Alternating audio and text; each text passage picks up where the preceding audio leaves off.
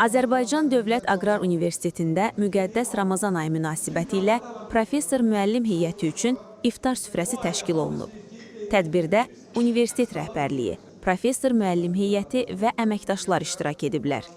Çıxış edən rektor Zəfər Qurbanov Ramazan ayının mənəvi dəyərlərindən bəhs edərək bildirib ki, bu ay insanları xeyirxahlığa, mərhəmətə və həmrəyliyə səsləyir.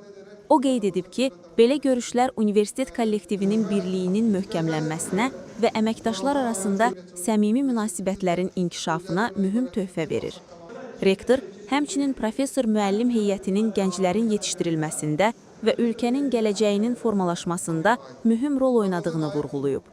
Daha sonra Biologiya kafedrasının dosenti Bəhman Əliyev çıxış edərək Ramazan ayının fəzilətlərindən danışıb və bu təşəbbüsə görə universitet rəhbərliyinə təşəkkürünü bildirib.